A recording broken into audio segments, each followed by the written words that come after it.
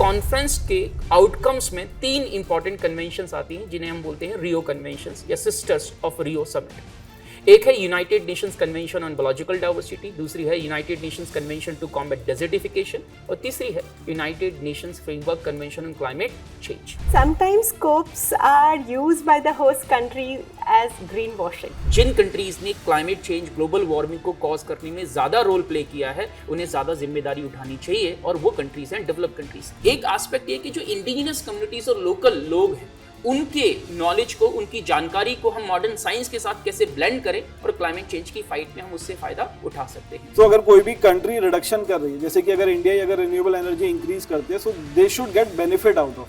But common man in USA is suffering from hurricanes, they are suffering from your erratic weather, they are suffering from forest fires, so they also want reform, and at the end of the day it is the voice of the people. Namaskar. Welcome to Beyond Classroom. This edition of Beyond Classroom, we are going to discuss about COP29 and what is at stake for India and the world. With me, we have Ruchika ma'am and as well as Ravi sir, and they would share their view with respect to COP29 and its related aspect. Before I proceed, let me give you a brief understanding. 1975, when Wallace Smith Broker published a report, a title of the report was Climate Change. Are we on the brink of the global warming of a significant level? That time, many people would not have bought the idea of global warming or climate change going to a pronounced level. It says, are we on the brink of a pronounced global warming? Not many people may have taken this as a kind of a serious issue. Come to 24, WMO, World Meteorological Organization, a specialized agency of United Nations, says 2024 is the warmest year on record, having 1.55 degrees Celsius global average temperature above pre-industrial level. 2023, it was 1.45 degrees Celsius above pre-industrial level. Global warming, climate change are no longer the topic of discussion. They are existential threat which we need to address head on. 1972, when the Stockholm Conference happens, climate change was one of the big issues. But in 1980s, the climate change started becoming one of the area of concern. 1983, United Nations General Assembly appoints a commission, United Nations Commission on Environment and Development, headed by Gro Harlem Brundtland. That's why this commission is called as a Brundtland Commission. And this commission published a report called as Our Common Future, highlighting the fact either we live together or we do not live together. Again, signifying the essence of global community coming together to address problems of the climate change. Built upon this, in 1987, when the report comes, next year, 1988, Intergovernmental Panel on Climate Change was created. And this Intergovernmental Panel on Climate Change was main job was to provide information, हमें जानकारी दे. और 1990 में एक पहली assessment report publish करता है IPCC. इस 1990 की रिपोर्ट से हमें यह पता चलता है कि क्लाइमेट चेंज, ग्लोबल वार्मिंग एक इश्यू है जिसे हमें एड्रेस करने की जरूरत है. इन 1992, under the supervision of United nation, famous conference happens which we all call it as the Earth Summit or Rio Summit, called as the United Nations Conference on Environment and Development. और इस conference के outcomes में 3 important conventions आती हैं जिन्हें हम बोलते हैं रियो कन्वेंशंस या सिस्टर्स ऑफ रियो समिट. एक है united nations convention on biological diversity, दूसरी है united nations convention to combat desertification और तीसरी है united nations framework convention on climate change. 3 बड़ी प्रॉब्लम्स में से एक बड़ी प्रॉब्लम को हाईलाइट किया, climate change. United Nation framework convention climate change की आज 198 पार्टीज हैं, including European Union. India is also one of the parties. All UN members are parties to the United Nation framework convention climate Change. हर साल ये parties एक meeting करती हैं, उसे हम बोलते हैं conference of parties. COP is the highest decision making body of conventions in general और here in particular of the United Nation framework convention climate Change. हर साल एक कॉप होती है. कॉप 1 1995 बर्लिन में हुई और कॉप 29 अभी हमने देखा लास्ट ईयर 2024 नवंबर 2024 बाकू अजरबैजान ने होस्ट किया. इसी सिलसिले को हम आगे बढ़ाते हैं और रुचिका जी आपसे पहला एक स्टूडेंट से जानना चाहेंगे कि ये जो होस्ट हम चुनते हैं इसके पीछे कोई पैरामीटर, कोई तरीका या कोई फ्रेमवर्क या कोई प्रिंसिपल है?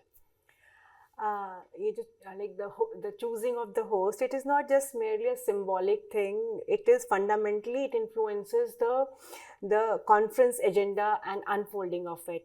So what is the criteria? Generally we have 5 UN regions. We have Asia Pacific region, then we have Caribbean region, Latin American Caribbean region, East European region, and West Europe and others, and then you have African group. So the host is rotating around these regions, and in a particular year, a particular region, they unanimously choose the host. And supposedly because of any reason, the host group or the host region is not able to choose a country for having the conference. In that case, generally it is happening at, or it is held at the seat of the secretariat at Bonn or Germany. So this hosting is rotating around this. And sometimes what happens is कि कई बार ऐसा होता है कि आपका जो host country होती है but they because of certain problems like challenges like logistic challenges और because of unrest in the country they host it outside their country also like we have COP23 at Fiji which was held in Bonn, Germany. Yes. Similarly, COP25 Chile, it was held in Spain because of the social unrest in Chile that time. Yeah, so that is what, like, this is the, like, generally it is followed that it is revolving around the 5 groups only, and the host is decided 2 years in advance. Right. And this year in Baku, last year in Baku, it was decided only 11 months before because a lot of challenges were there, whether it should be given to Azerbaijan because of Crimea, Azerbaijan, and issues of genocide and also finally 11 months before only we came to know that that Azerbaijan is going to host it. It has been one of the issues regarding last meeting happened in Dubai. They're also having a significant involvement in the fossil fuel based economy, and same goes for the Azerbaijan also. So, and also we had it in Qatar in 2012 also. Qatar has organized COP in 2012. So this hosting, and then I said, like, it is not just mere symbolic, it also impacts because location of the COP, it also impacts. Generally what is seen is, though it is not very prominently impacting, it is very tacitly impacting. If you see COP meetings, generally if they are held in Global South, right. If they are held in Global South, the more focus is on direct impact on the people, more focus is on getting the funds from the developed countries. If it is happening in industrialized nations, you will see that the technological and mitigational aspects, they get the center focus. If it is happening in small island nations, you will see the more focus is on indigenous traditions, vulnerable communities and all. And sometimes COPs are used by the host country as greenwashing. Yeah. The recent one, Azerbaijan and UAE. So that is what, अब जैसे Ruchika ma'am कह रही कि एक तरीका है कि जिसके थ्रू जो है आप एक PR एक्सरसाइज करने की कोशिश करते हैं, आप अपने आप को एक एनवायरमेंट फ्रेंडली प्रेजेंट करने की कोशिश करते हैं, जैसे आजकल हम ग्रीन वॉशिंग बोलते हैं। पर एक ग्रीन वॉशिंग का एक अपोजिट भी होने लगा क्योंकि ग्रीन वॉशिंग इतना ज्यादा पॉपुलर हो गया है और खासतौर पे US और यूरोपियन कंट्रीज या वो जगह है जहां पर रेगुलेटरी फ्रेमवर्क ज्यादा स्ट्रांग है, वहां पर कुछ कंट्रीज की कुछ कंपनीज जो एनवायरमेंट के लिए कुछ करना चाहते हैं तो ज्यादातर वो पोर्ट्रे भी नहीं कर रहे हैं क्योंकि उनको लगता है कि ग्रीन वॉशिंग का लेबल लग जाएगा और उस चक्कर में वो ग्रीन हस्टिंग की तरफ जा रहे हैं। तो प्रीलिम्स पॉइंट ऑफ व्यू से दो आपके लिए क्वेश्चन हो गए, ग्रीन वॉशिंग क्या होता है और दूसरा ग्रीन हस्टिंग क्या होता है, राइट। जैसे अभी मैम कह रहे थे, अगर आप उसे देखोगे ना तो इस बार की जो मीटिंग हुई आपकी बाकू में हुई, और Baku, if I correct ma'am, it is part of the eastern Europe category, right. तो ये ईस्टर्न यूरोप ग्रुप हो गया। अगर आप इससे पहले वाली मीटिंग देखोगे तो दुबई में होती है। दुबई का मतलब है ये एशिया पैसिफिक हो गया। COP28 की मीटिंग हुई।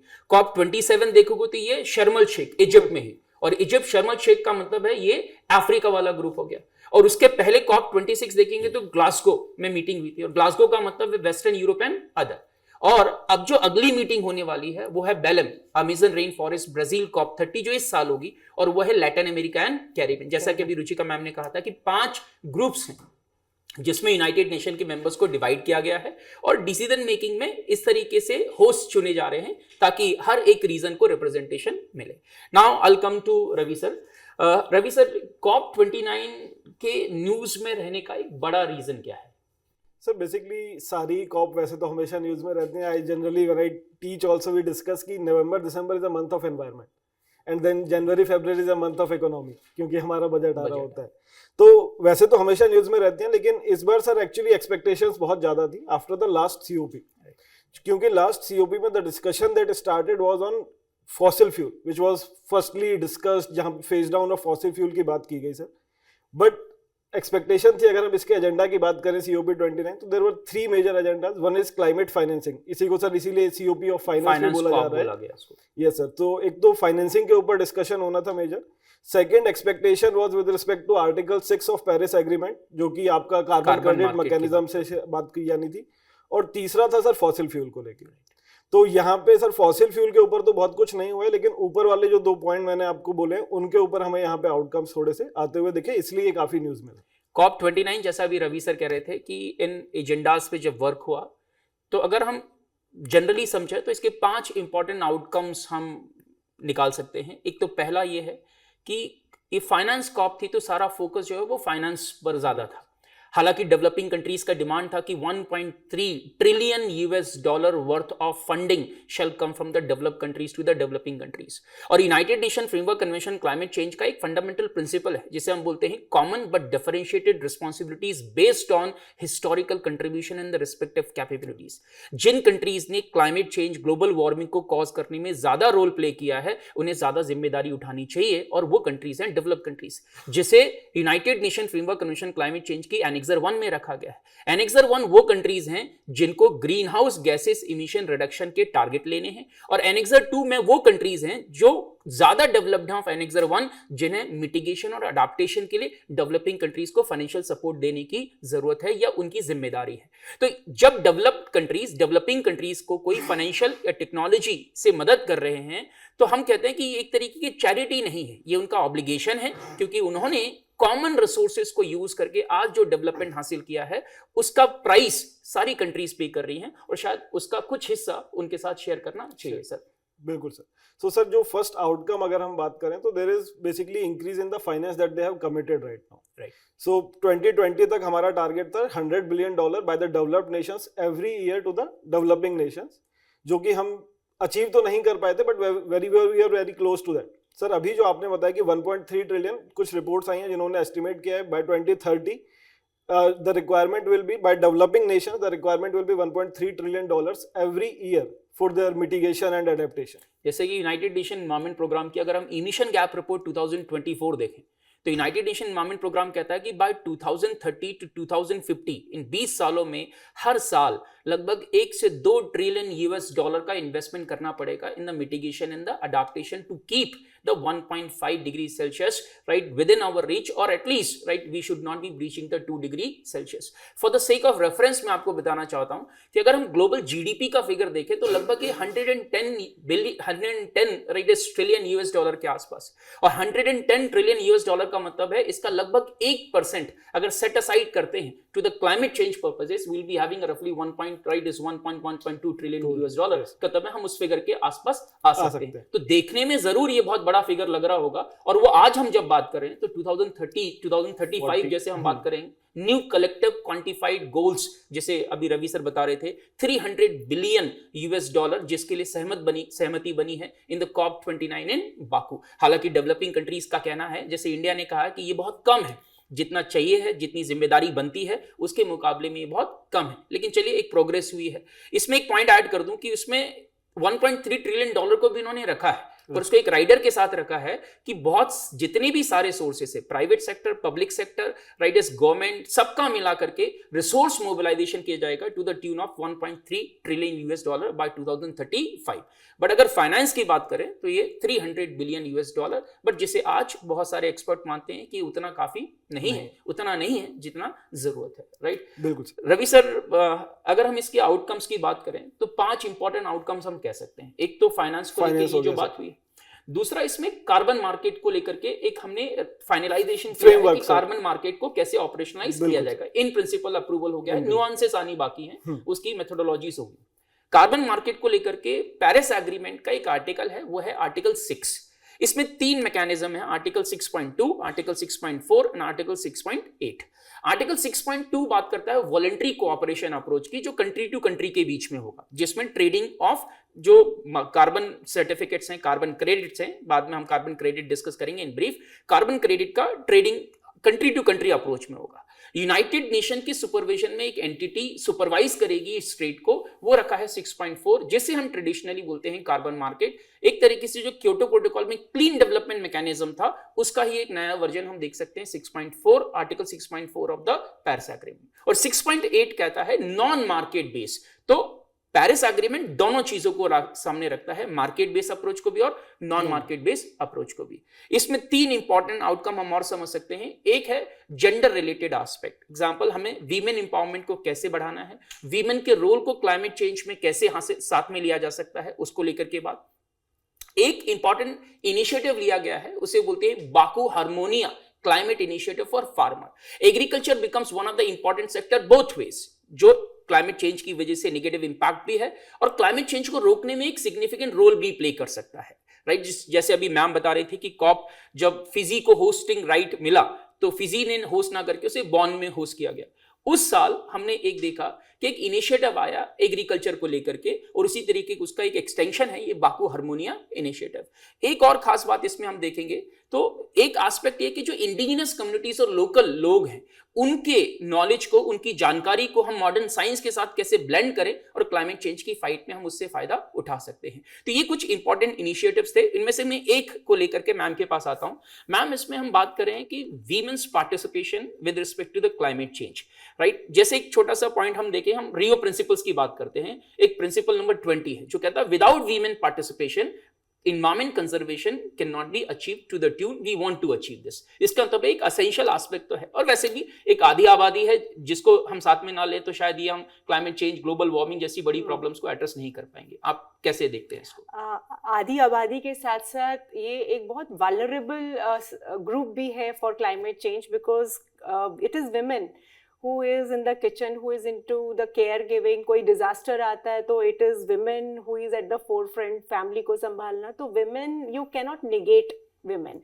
And with respect to COP29, and if you talk about gender equality, so there have been certain provisions, like they have this time they have enhanced the Lima framework for program on gender and climate change। Yes. So what is this Lima thing? Lima is about gender perspective into climate policies, उसको addition करने के। So 10 साल के लिए बढ़ा दिया गया है। प्लस इन्होंने एक डिसीजन भी लिया है कि एक जो है new gender action plan to be adopted before next COP30। हाँ, ये इन्होंने कहा है। और in this COP they have also acknowledged gender issues in the new climate finance goal। Right। जो क्लाइमेट फाइनेंस के गोल है उसमें जेंडर इश्यूज को किया है। एंड विमेन पार्टिसिपेशन का जो है इंक्रीज भी जो है 35% इस बार हुआ है। बट ओवरऑल अगर आप देखिए COP29 and if you look at women, so COP20 like COP in 2008, COP14 it was 31%। and now 2024 it is just 35%। increase हुआ है just only 4%, and this time only 19% were leading the delegation। Right। So this is something is not sufficient। So you're trying to say that there's too much on paper, but Yeah, when it comes yeah, to the ground, the and achievements are not yes, that significant। And now that they have said कि ठीक है climate finance में रखा जाएगा women के लिए, but in the COP29 they have not given a clear goal or measurable targets कि कितना finance दिया जाएगा, ये है नहीं। फिर there is no recognition of intersectionality। What is this intersectionality? Because see, women is a wide range। ठीक है, हर तबके के, हर सेक्शन के women would be impacted, और सबका impact would be different। So they have not talked about कि किस section को कितनी ज़रूरत है, क्या प्रॉब्लम है, उसमें इंटरसेक्शन कहाँ है। मतलब टारगेट आपने बना दिया, एक आपने लाइन तो दे दी, बट आपने बताया नहीं। Even there is very insufficient gender disaggregation data also. तो जब तक आपको डिसएग्रीगेशन डेटा मिलेगा नहीं, तो how will you actually focus pin pointed on this. And then there is like UAE का जो जस्ट ट्रांजिशन वर्क प्रोग्राम है ना, उसमें भी अगर आप देखिए कि how the work future work should be climate resilient and all those things. So अब क्या है, because of climate change care giving voluntary और paid it has increase. So इसका भी ट्रांजिशन कैसे होना चाहिए, it is not there. So they talk about women, But when it actually comes to focus on it, it is not very pinpointed. That's a sorry state. Right. So to add into that, जो ma'am ने बात की है उसमें एक तो जो Lima framework की बात है, आप एग्जामिनेशन के लिए भी पढ़ सकते हैं क्योंकि इस बार न्यूज़ में था जब COP20 हुई है 2014 में लीमा में, तो लीमा में एक फ्रेमवर्क आया, उसे हम बोलते हैं लीमा फ्रेमवर्क, जिसे 10 साल के लिए इन्हांस लीमा फ्रेमवर्क को बढ़ाया गया है। और जैसा कि मैम कह रहे थे, बेलम के पहले एक जेंडर फ्रेमवर्क तैयार करने की बात की जा रही है कि उसे अडॉप्ट करेंगे, तैयार किया जाएगा और उसे अडॉप्ट किया जाएगा। I will come to the Ravi sir. उससे पहले रवि सर, एक स्टूडेंट हैं तरुण शर्मा जो पूछ रहे हैं कि please give a crisp and chronological history of the important COPs. देखिए, ये ऐसी चीज है कि बहुत सारी कॉन्फ्रेंस ऑफ पार्टीज हैं, जैसे COP1 1995 बर्लिन में होती है और बर्लिन में एक बर्लिन मैंडेट आता है जिसका बेसिक फोकस ये है, United Nation framework convention climate change एक फ्रेमवर्क कन्वेंशन है, फ्रेमवर्क एग्रीमेंट है, इंटरनेशनल लीगली बाइंडिंग एग्रीमेंट, लेकिन सिर्फ फ्रेमवर्क देता है। इसे इंप्लीमेंट कैसे किया जाए उसके लिए एक लीगली बाइंडिंग एग्रीमेंट लाया जाए और वो बर्लिन मैंडेट कहता है। COP3 होती है, मैं जो आपकी सिंस आप पूछ रहे हैं तो मैं कुछ आपको इंपॉर्टेंट कॉप्स बता देता हूं। जैसे कि COP3 है 1997 में क्योटो में हुई और क्योटो में एक प्रोटोकॉल आती है, उसको बोलते हैं Kyoto protocol, which gives binding emission reduction target with respect to the green house gases emission. Kyoto protocol पहले था फेज 1 2008 टू 2012 और क्योटो प्रोटोकॉल फेज 2 आया 2013 टू 2020, जिसमें एनेक्सर 1 कंट्रीज को टारगेट लेना था with respect to the green house gases emission reduction. फिर एक COP7 है 2001 की, जहां मर्रकेश में मीटिंग होती है, मर्रकेश अकॉर्ड्स आते हैं which are the detailed guidelines for the implementation of Kyoto protocol. फिर COP8 इस बात के लिए कि इंडिया ने एक बार COP को होस्ट किया और वो है COP8 2002। COP11 एक इंपॉर्टेंट कॉन्फ्रेंस होती है, राइट, दैट COP11 वो पहली कॉन्फ्रेंस है जब क्योटो प्रोटोकॉल की भी मीटिंग होती है in the Montreal. COP12 Nairobi में हुई थी, नैरोबी भी एक नैरोबी फ्रेमवर्क आया था, उसे बोलते हैं नैरोबी फ्रेमवर्क, जिसका फोकस था कि लीस्ट डेवलप्ड कंट्रीज या जो वल्नरेबल कंट्रीज हैं उनको मिटिगेशन एंड अडेप्टेशन को सपोर्ट देने के लिए हमें क्या करना चाहिए। फिर एक बहुत फेमस COP होती है, राइट, उस COP की हम बात कर रहे हैं 2007 बाली में मीटिंग होती है। COP13 2007 बाली, और बाली में आता है बाली एक्शन प्लान जो रिकॉग्नाइज करता है क्लाइमेट चेंज की फाइट के 4 important pillar, mitigation, adaptation, finance and as well as technology transfer, और उसको एक साथ रख करके हम बोलते हैं शेयर्ड विजन। ये हमारा शेयर्ड विजन है, वर्ल्ड को हमें कैसे साथ में चलना है to achieve this particular target. फिर आगे चलते हैं और क्योटो प्रोटोकॉल खत्म होने की राह पर है और तब एक मीटिंग होती है COP21 2015 इन पेरिस, और पेरिस में एक फेमस एग्रीमेंट आता है, पेरिस एग्रीमेंट। पेरिस एग्रीमेंट जो कहता है कि global average temperature shall be kept within 1.5 degree Celsius of pre industrial level and we have to try to keep it within 1.5 degree Celsius, sorry, right. ये कहता है कि we have to keep the global average temperature within 2 degree Celsius and we have to try to keep it within 1.5 degree Celsius. Means main goal 2 degree Celsius के अंदर रखना है, but कोशिश किया जाना चाहिए कि हमें इसे 1.5 डिग्री सेल्सियस के अंदर रखना है। और फिर हम आते हैं, रीसेंट मीटिंग जो है COP29 में हुई है, right, that has happened in Baku. ये इससे पहले की मीटिंग दुबई में हुई थी, या जैसे मैंने आपको बहुत सारी COPs अभी इसके पहले भी बताई थी, राइट। तो आई होप आपको सवाल का जवाब मिला और समझ में आया। बाकी अगर आप इस कंटेंट को विजिट करेंगे या नेक्स्ट आईएएस के प्लेटफॉर्म पर देखेंगे तो आपको इन COP की एक डिटेल्ड इंफॉर्मेशन आपको मिल जाएगी। रवि सर, जैसे ही हम इस COPs पर आगे चल रहे थे और इसमें एक बात आती है पेरिस एग्रीमेंट। पेरिस एग्रीमेंट अभी न्यूज में था, हमने देखा कि यूएस ने जो है डिसीजन लिया है to withdraw from the Paris agreement. कैसे देखते हैं आप यूएस के विड्रॉल को from Paris agreement? Sir actually if you see this is not new, US has been, अगर हम क्योटो प्रोटोकॉल से अगर हम बात करें तो वहां पे भी they have not ratified it for a long period of time. उसके बाद पेरिस एग्रीमेंट जब ट्रम्प पहले पावर में थे then also he withdrew from UNFCCC। But अगर हम इसे बात करें कि इम्पैक्ट कैसा होगा सर, तो impact could be major because USA since like if you see it is the second largest emitter, first पे था but now China has overtaken it, so second largest emitter है sir. Plus if you talk about these $1.3 trillion और $300 billion that we are talking, USA is one of the biggest economy we all know, so the contribution that we can expect from USA is huge, and if USA is not going to take part in it, so these kind of targets, meeting these targets will become difficult. But if we see the US history, US has more often than not been not part of many international climate or environmental related negotiation. There is Basel Convention, Rotterdam Convention, Stockholm Convention. US is not a party to that. As Ravi sir was saying, the US did not join the Kyoto Protocol.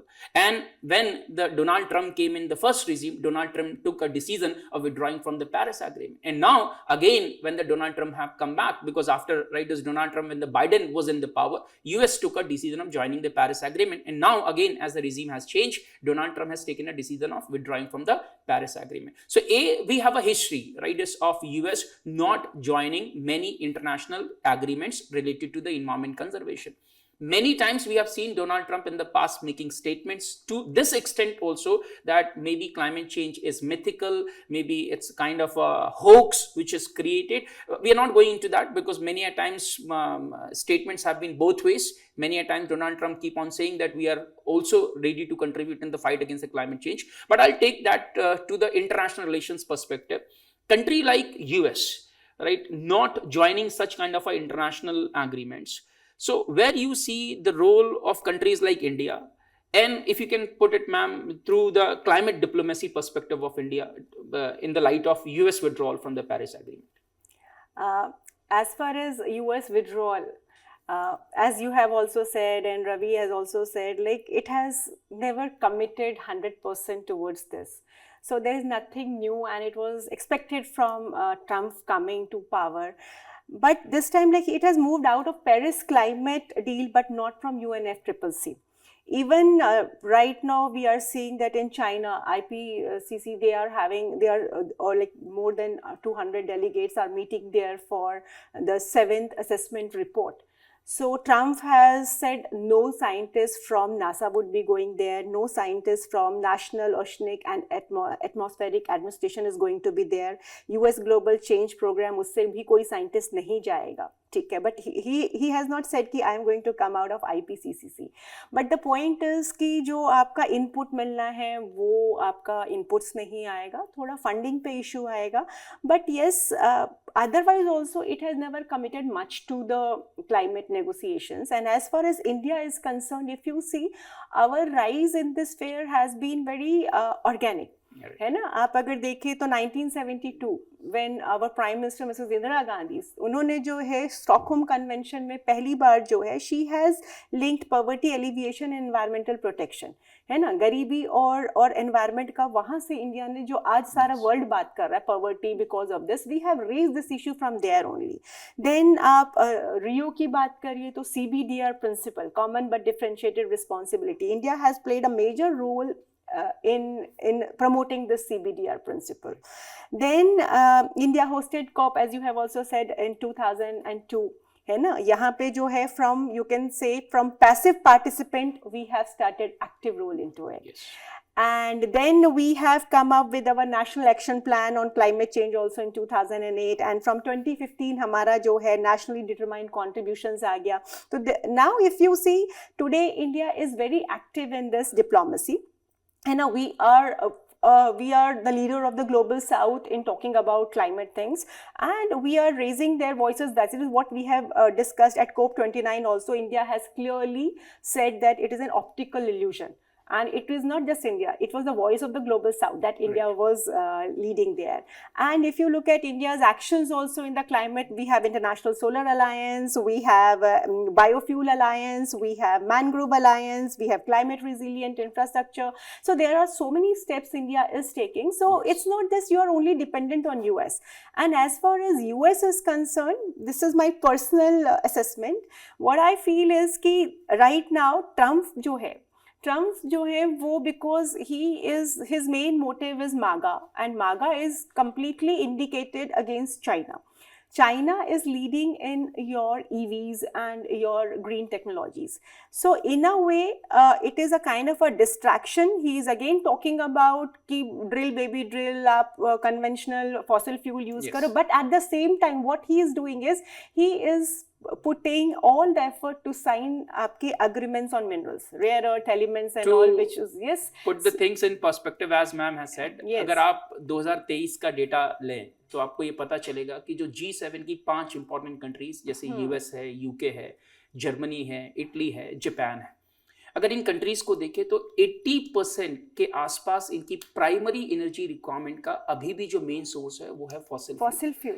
जबकि portray शायद बाहर ऐसा होता है कि fossil fuel is not that an important source of energy for those countries. Even countries like France and Canada too, if you see other members of the G7, they also have a 2/3 plus of their reliance on the fossil fuel as a source of energy. कभी-कभी जो है एक carbon imperialism की तरफ भी developing countries जो है इसको बात को लेकर के आते हैं कि जब हमारी कोल पर डिपेंडेंसी बढ़ी, जब हमारे पास coal based thermal power plant आज नए हैं, आपके coal based thermal power plant पुराने हो गए हैं, आप उन्हें फेज आउट करके गैस बेस्ड राइट इस यूटिलाइजेशन ज्यादा करना चाहते हैं, तो आप ट्रांजिशन फ्यूल के तौर पर नेचुरल गैस को प्रमोट ज्यादा कर रहे हैं, जिससे फर्दर डेवलपिंग कंट्रीज में have relatively more financial burden. So कुछ लोगों का एक मानना यह भी है डेवलपिंग कंट्रीज से कि आप एक फॉसिल फ्यूल में भी एक बैड फॉसिल फ्यूल और एक गुड फॉसिल फ्यूल बता रहे हैं, जो आज आपके लिए इकोनॉमिकली सुटेबल है आप उसे गुड फॉसिल फ्यूल कह रहे हैं, और जो आज आपके लिए उतना सुटेबल नहीं है वो बैड फॉसिल फ्यूल। अब जैसे इंडिया जैसी कंट्री है, अब हमने सिग्निफिकेंट अमाउंट ऑफ इन्वेस्टमेंट कर रखा है coal based thermal power plant में, coal is an important source of energy,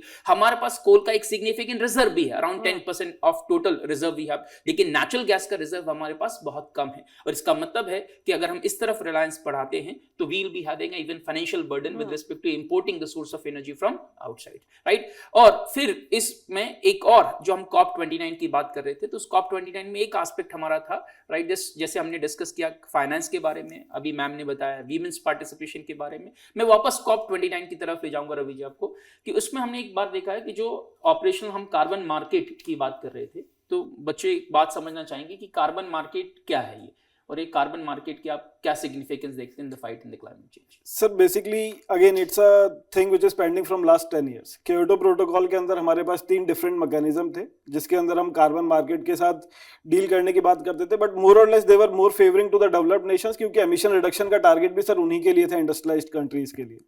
अब हम एक broader holistic market mechanism develop करना चाह रहे हैं जहां पे जो भी कंट्री अच्छे स्टेप्स ले रही है, वॉलंटरी या market based, non market based, जैसे भी हो सकता है sir, may be it's bilateral thing, it could be a multilateral thing, उसके बेसिस पे।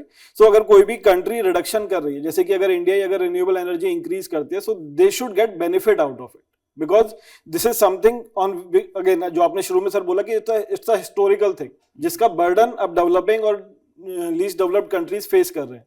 सो if now they are taking the measures, they are paying a higher price to keep the climate in control or the temperature below 2 degrees Celsius, then they needs fund. So उसी carbon mechanism के through हम क्या चाहते हैं कि उससे country India है जिसके पास कार्बन मार्केट की एक इंपॉर्टेंट अपॉर्चुनिटी होगी। बिल्कुल, हम एक डेवलपिंग कंट्री हैं जहां पर कार्बन क्रेडिट जनरेशन के लिए बहुत अपॉर्चुनिटीज होंगी। Prime Minister of India has taken an initiative and have launched the carbon credit trading scheme, which will create a carbon market for India. And as well as we have got a voluntary program also, green credit program, जहां पर private sector voluntary लोग उनको right promote किया जाएगा ताकि आप afforestation में, water conservation में, इन एक्टिविटीज में पार्टिसिपेट कर सके। जैसे आजकल हम बोलते हैं कि क्लाइमेट चेंज की फाइट सिर्फ गवर्नमेंट की फाइट नहीं है, this is the fight of government, this is the fight of private sector, this is the fight of the individual citizens also. हमें एक माइंडफुल प्रोडक्शन, माइंडफुल कंजम्पशन की तरफ जाना है। सिर्फ डिमांड साइड से काम नहीं चलेगा, डिमांड साइड के, सप्लाई साइड के साथ साथ डिमांड साइड पर भी फोकस करने की जरूरत है, डिमांड साइड पर भी फोकस करना है और सप्लाई साइड पर भी फोकस करना है। आपके डिस्कशन के लिए सिर्फ बच्चों को एक चीज बताना चाहूंगा कि कार्बन मार्केट होता क्या है। कार्बन मार्केट ये हम एक तरीके से फिजिकल या ऑनलाइन प्लेस भी आ रहे हैं जहां पर कार्बन क्रेडिट को खरीदा और बेचा जाता है। कार्बन क्रेडिट एक तरीके का रिकॉग्निशन है, एक सर्टिफिकेट है जो किसी ऐसी एक्टिविटी या प्रोसेस के लिए दिया जाता है जो कार्बन इमिशन को या तो प्रोहिबिट करता है या कार्बन इमिशन को जितना हो सकता था उससे कम कर रहा है, या फिर जो कार्बन इमिट हो चुका है उसे अब्सॉर्ब कर रहा है। और जितना कार्बन अवॉइड किया गया है या जितना कार्बन अब्सॉर्ब किया गया है उसके हिसाब से एक सर्टिफिकेट मिलता है। 1 ton of CO2 equivalent, right, if you have gone for the avoidance or if you have gone for the removal from the atmosphere, you will be earning the 1 carbon credit. So 1 carbon credit का मतलब है लगभग 1 ton of carbon dioxide equivalent either removed from the atmosphere or not added into the atmosphere. You have not, right, contributed in addition of this much of a carbon dioxide into the atmosphere, right? ये आपका एक carbon market है। Carbon market एक flexibility देता है। Carbon market का मतलब जैसे एग्जांपल के लिए अब मान लीजिए राजस्थान है या तमिलनाडु है जहां पर सोलर एनर्जी या विंड एनर्जी का पोटेंशियल है रिस्पेक्टिवली, और अगर वो वहां पोटेंशियल ज्यादा है लेकिन दिल्ली में उतना पोटेंशियल नहीं है, तो हम क्या करते हैं कि एक सर्टिफिकेट वहां पर कोई अर्न कर सकता है और उस सर्टिफिकेट को परचेज करने की ऑब्लिगेशन हम दिल्ली में, राइट, जो हमारे डिस्कॉम हैं, डिस्ट्रीब्यूशन कंपनीज हैं, उनको दे सकते हैं। और इससे हम क्या करेंगे कि वो फाइनेंशियल रिसोर्सेस, राइट, जाएंगे टू द राजस्थान, वो जाएंगे टू तमिलनाडु और वहां पर उस नेसेसरी इंफ्रास्ट्रक्चर को बनाने में मदद करेंगे।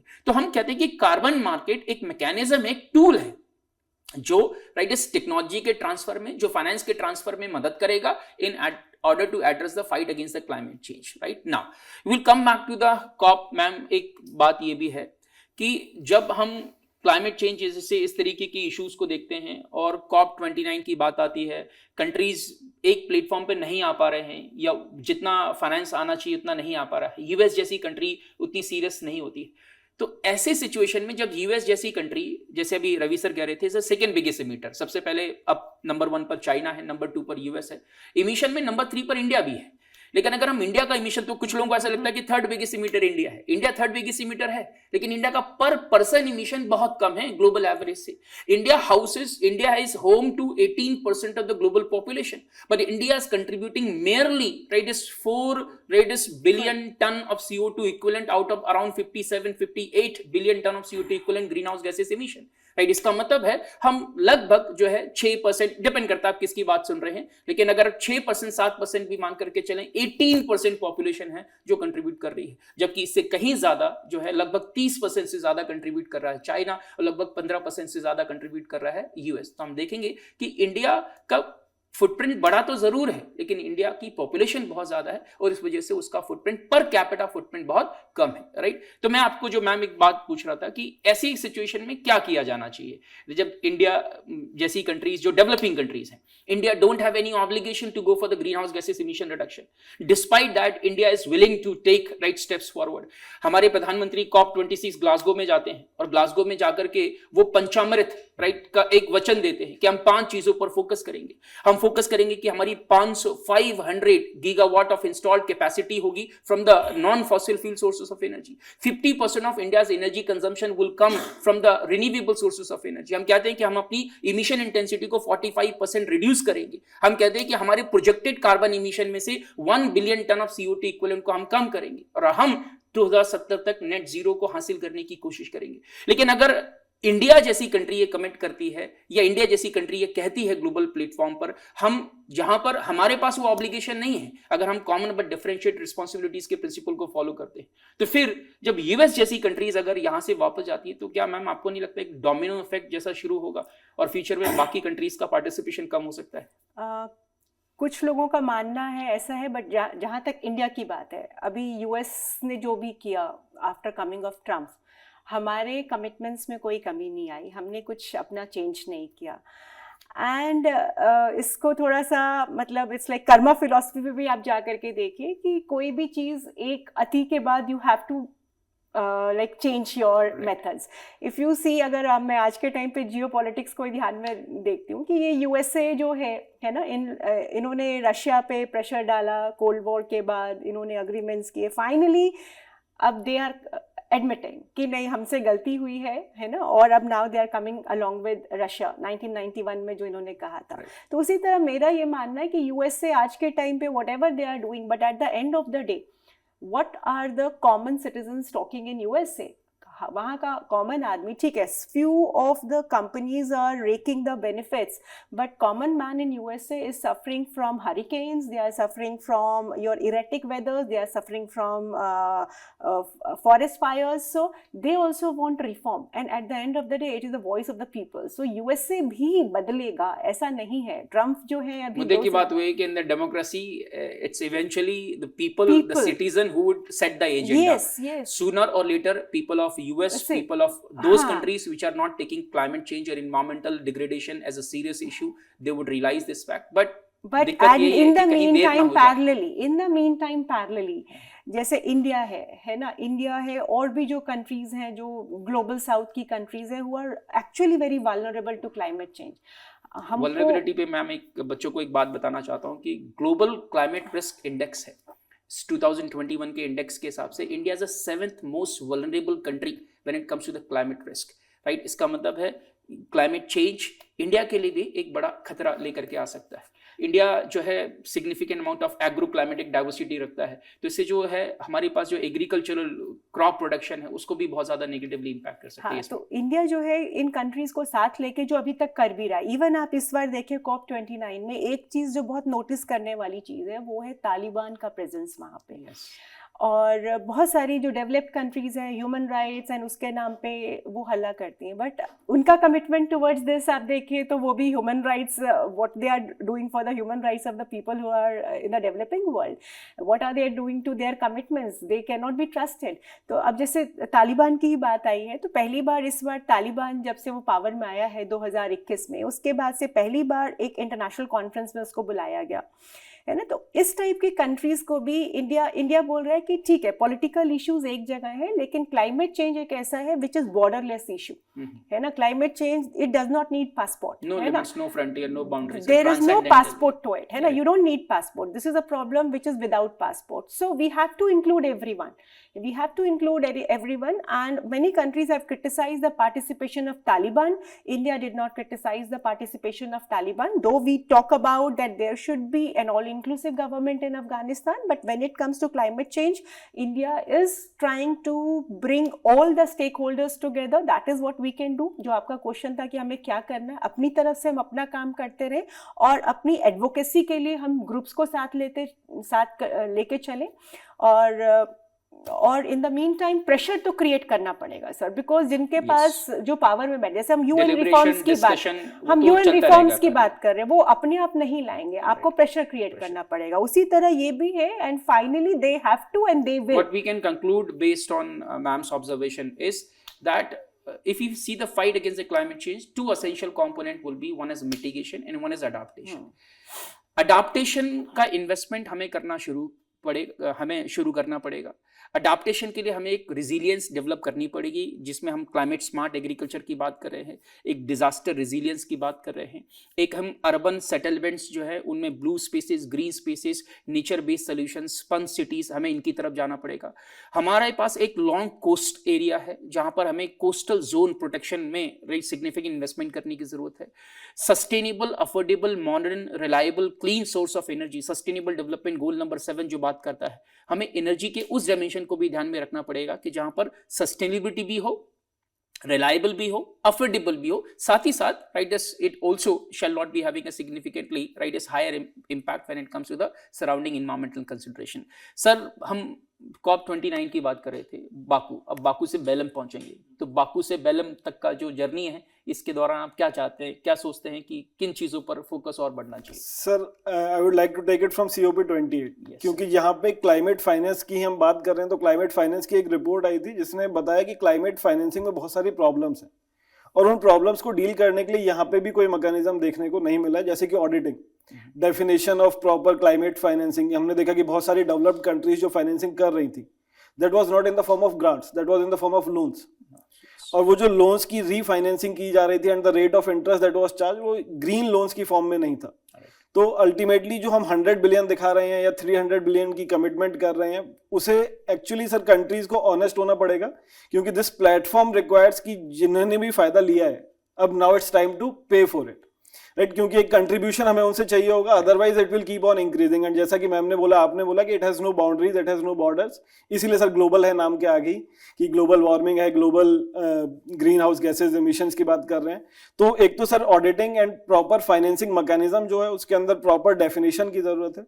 दूसरा सर, जैसे कि लास्ट ईयर हमने लॉस एंड डैमेज फंड को आते हुए देखा, इस साल ऑपरेशनलाइज होते हुए देखा, that again there the commitment is more commitment is required। जहां पे हम लॉस एंड डैमेज फंड की बात कर रहे हैं, एडेप्टेशन की बात करते हैं, मिटिगेशन की बात करते हैं, so more commitment and more openness is required from the developed countries specifically। and third thing sir, जो हमने 1.3 ट्रिलियन डॉलर की बात की, that is the roadmap that they have given, Baku to Belem roadmap of 1.3 trillion dollars, so we need to work upon that also। और एक खास बात है, बेलम का मतलब अमेज़न रेन फॉरेस्ट का मतलब है वो एरिया जहां पर एक सिग्निफिकेंट बायोडाइवर्सिटी लॉस देखी जा रही है। Amazon rain forest which was, और आज भी जो है उसे लंग्स ऑफ द प्लैनेट के तौर पे भी जाना जाता है। हालांकि हम पढ़ते हैं क्लास में, कभी कभी कहते हैं फाइटोप्लैंक्टन्स और also should also be referred to as a lungs of the planet, because they contribute much more in the global oxygen production in comparison to the Amazon rain forest, but nonetheless Amazon rain forest has a significant biodiversity too. Sir, जो बात कर रहे थे उसमें आपके समझने के लिए एक इंपॉर्टेंट पॉइंट, जैसे लॉस एंड डैमेज की बात कर रहे हैं, राइट, COP19 2013 वर्सा में एक मीटिंग हुई, और ये मीटिंग होती है उस बैकड्रॉप में जहां पर फाइलन साइक्लोन इन उड़ीसा, या एग्जांपल हयान जो है, आपने साउथ ईस्ट एशिया में साइक्लोन देखा जिसने फिलीपींस जैसी कंट्रीज में एक सिग्निफिकेंटली हैवक रेक किया। और ये एक बात सामने आई कि क्लाइमेट इंजस्टिस का क्या डायमेंशन है कि those countries are paying more price, the countries which are not responsible for the present global warming, present climate change, and the same countries are least capable to fight the climate change. And if they have a limited resources, if they divert the resources in the adaptation, then they will become vulnerable to the further problems over there, and then they may not be able to achieve the sustainable development goals. जैसा भी Ravi sir कह रहे थे कि climate finance में clarity की जरूरत है, क्या स्ट्रक्चर होगा, क्या कंपोनेंट होगा, क्या क्वांटिटी होगी, क्या क्वालिटी होगी, किस पर्पस के लिए दिया जाएगा, सोर्स कहां से आएगा, इसके लिए एक आइडेंटिफिकेशन करने के लिए इसमें क्लैरिटी लाने की जरूरत है। जैसा अभी रवि सर कह रहे थे कि हम जब क्लाइमेट फाइनेंस की बात करते हैं तो एक significant amount of finance is coming through, right, not grants, it is coming through loans. And most importantly, nowadays even the money which has been invested into the developing countries may also be considered within the climate finance, जैसे India जैसी countries object कर रही है। हम कह रहे हैं कि एक क्लियर क्लाइमेट फाइनेंस का एक टारगेट होना चाहिए।